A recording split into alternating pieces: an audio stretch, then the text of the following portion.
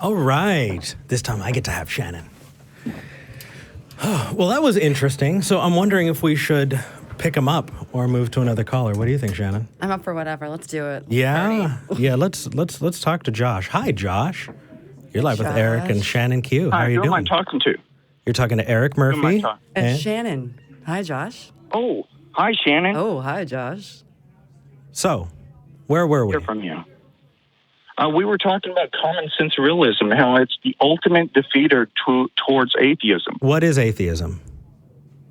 Atheism, historically... No, I'm not talking about what historically it is. Well, you understand what I probably... Unfortunately, you don't get to make up a new definition. Let's go with history. We asked you a question. The historic definition of atheism is the proposition that God does not exist. And Dr. Graham Oppie... Okay, cool. Hold on. Josh. Take that to somebody who takes that position, and then you can argue it with them. If you don't want to talk to us about our own positions, then Josh, do you understand that you can only... Yeah, when we talk over each other, it doesn't work very well. All right. So I'm sorry. It's all good, man. I just want to make sure that we're super, super clear here, right? If I saw you in real life, you would know I would respect y'all so much. I'm so sorry. Is this the person who's so disrespectful online? He has been towards me in the past. Josh has apologized, and I have accepted his apology. So I'm certain that Josh is going to instantiate better behavior during this interaction. And we've had conversations in the past about how he was going to take steps to prove that when he interacts with me that he will do so in a respectable fashion. And I'm certain that today is the day that he's going to use that opportunity to demonstrate that he's true to his word. Right, Josh? Actually, in my defense, yes, I have apologized. And if at any point, Shannon, that you don't think he's there, then we'll drop him. Hold on. No, it's okay, Josh. Go ahead. I apologized for laughing at you from one of my friends that made a comment, and I shouldn't have done that because that wasn't acting like a Christian on my part. And I've accepted your apology, and I'm interested in continuing the conversation. So let's prove that people can have redemption. I accept your apology, and let's go right ahead. Cool. So let's try not to talk over each other, though, Josh. Hold on. I don't know if redemption exists in the atheistic community, but we can try. Josh? Yes. I'm not going to make those judgments about your religion, right? I'm not going to make those judgments about you as a person. Don't do it to us. Right, Josh. You're not demonstrating that you're showing respect for me right now because I am part of the atheist community. Right. Okay. And I'm being respectful to you. When I did laugh, everybody went after me. So I think there's a better way to behave. And sometimes when someone did something, which I laughed at one of the comments, people should seek forgiveness. And even James in modern day came out and said the same thing towards some other atheists online. All right. I'm not sure I understand any of those statements, but we can get back to the arguments. We don't need to relitigate this, Josh. It's okay. So let's attack this argument first, right? All right. So you painted this picture of atheism, right? And you're going to go on to say why it's wrong. That's not the position I take, and because that's not the position I take, I don't see any reason to have the conversation. We can agree on definitions and then move forward, but otherwise it kind of seems like a stumbling block. Are you an agnostic then? Do you believe... I'm an agnostic atheist. Are you not sure if God exists? I'm an agnostic atheist. I'm an atheist. Yeah. Okay. Yeah, so you think, regarding the beginning of the universe, do you think it's more plausible that it had a cause or not? Because Lawrence Krauss even tacitly admitted this in one of his debates with Dr. William. What does it mean to tacitly admit something? Yeah. Do you think that there's like some kind of conspiracy? He finally agreed to it after the back and forth. Okay. He said probably it did have a cause. Bring it up with him. Let's talk to each other. Okay. So what's your argument? Okay. Well, whatever that begins, the basic Kalam cosmological argument. I have other cosmological arguments. For example, Wilhelm Leibniz argument, why something exists rather than just nothing. But let's start with the Kalam. Whatever begins to exist has a cause. Mm-hmm. The universe began to exist. Therefore, the universe has a cause. Now, which of these premises do you deny? That the universe may have begun to exist. On common sense. Do you think that common sense is how the universe works? I mean, there's a lot of I'm complex... Sorry. Say your question again. It went. Sure. Sorry, I might have ducked out because I was talking too quietly. So there are a lot of very complex things about this universe. I don't think you could reasonably, move forward with understanding those kinds of mechanics. I mean, it's just mind-blowing, and I definitely would be talking out of my butt if I tried. And so I don't want to do that, right? Hey, can I ask you one question first? Are we live? Am I live right now? You certainly are. Yeah, you're live absolutely. right now. Yep. It's a live show. Okay. It's a call-in show. Okay. Yeah. So the issue that I take, I don't know if Shannon takes this as well, but it's the ascribing that there is a cause outside of time and space, that is somehow a thing, or that doesn't create a reductio ad absurdum where everything needs a cause, just, turtles the whole way down. I'm sure you've heard that argument. But I don't know how you get out of it. Right.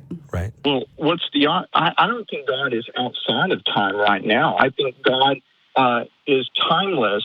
Same way with Wayne Craig. I've read all his books. I have something to say, because I actually have a different objection than Eric. Do you mind? Sorry, Josh. I just before we get too far off the rails, I just wanted to be able to state my objection with the Kalam as well. Okay, let me finish this point. Okay, finish that point, and then I will go. Please go ahead. Okay, I believe God is timeless without the universe existing. That means sans creation.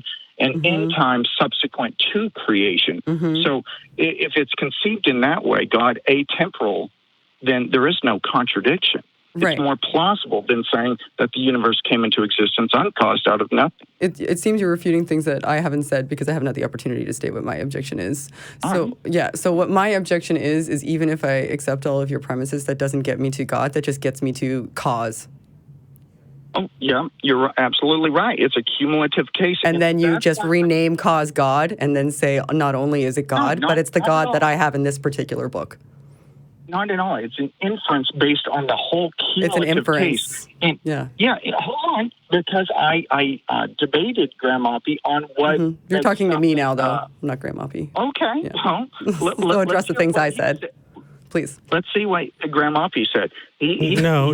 You're talking to me. Said. It's very difficult to have a conversation with you, Josh, because you don't reference the things that I say, and you don't address what I just said something to you, and you're saying, well, I had a conversation prior with someone who didn't say what you said at all. Let's talk about what that other atheist said, and not address the thing that you just said directly to me in a conversation the two of us are having together. That makes it incredibly difficult to converse. Sure. It's a cumulative case then. So when we believe in something or think something is plausibly true or more probably true, we always do that with multiple... So you start with the conclusion and then build a case around it. You rename cause God, name that, and then you say, okay, I'm going to presuppose God, and thus look for evidence that supports that. Well, then you're going to say that the universe came from nothing by nothing? I'm not saying the universe came from anything. I don't know where the universe came from. Neither do you. Neither of us know where the universe came from. The difference between the two of us is that I'm saying I don't know, and all you can get to is cause, even if you accept the premises. And you're saying, not only do I know, but I know that it's my God, and I can prove that it's my God because I assume it is already, and I'm going to go out into the world and find a bunch of things that I can throw on top of that assumptions and then tell you why I'm right. I'm not doing that. We use philosophy. Which one of the two of us is the more honest in the conversation? I hear your long speech, but we use philosophy and history in a cumulative case. I don't say it's the Christian God from the Kalam cosmological argument. I argue that from the resurrection of Jesus. So you have a basket of arguments that kind of point in a sort of a tangential sort of way to a God maybe or a cause maybe, and then you say, because I have all of these various cases that I can make inferences from, if I throw them all together, then I can say, look at all of the cases I have. These all allow me the opportunity to make inferences, and thus because there are multiple ways to make inferences, that's evidence that I'm right about the inference that I'm making. Let's say when you look at a painting, Shannon, there's a million different interpretations that you can get from it. Which one's right? Through selection, and through your attentive mind, you pinpoint what the design pattern on there is. We live as though God does exist. It's just you just jumped from being able to subjectively interpret art to we live as though God exists, and that's a big. Absolutely. There's a few steps I feel like might be missing in that statement. Yeah. How do you even and how we make inferences? I know how we make inferences. This is common sense. we don't do it on the mere basis of one condition or one thing. We use a multiplicity of reasons for that. So my belief in Christianity is more plausibly true than atheism. It's not built on the Kalam cosmological argument. It's built on a host of arguments. So depending on your definition of atheism, I might agree with you. How do you define atheism? Because we obviously have a different definition than what you used at first. I define atheism as the historically understood viewpoint that God does not exist. And this is how it's defined in the Josh, philosophical literature. Yeah, I don't care. Josh, so you're talking to us. And I'm sorry? Well, you are amateur atheists. Look at Well, then go find a professional atheist. Go find a professional atheist and talk to them. Thank you for waiting. I appreciate you taking your valuable time to talk to us amateur atheists. Josh, you understand that is insulting, right? You really understand that you called here to have a conversation with us and then called us amateur atheists. That's a bit insulting. I put him on hold. I put him on hold. Well, we're live. He can hear. Yeah. All right. Well, that said, hopefully he can want to talk to us. If he doesn't, then he can go find other people. Yeah, he can find professional atheists. Yeah, there's no reason to have the conversation if that's going to be it. Popped you back on hold. And bye again. Hello, and welcome back to the part where there's a shiny hat. Yes. Hello, and welcome to the part of the show that I control. Yes, I did just repeat myself. You're not going crazy. I'm here with decidedly not Shannon Q, but her, other half, better half? Lesser half, but... Lesser half, Apologia. You know him if you've been watching the rest of this show. I don't know. Did you get a chance to plug your stuff?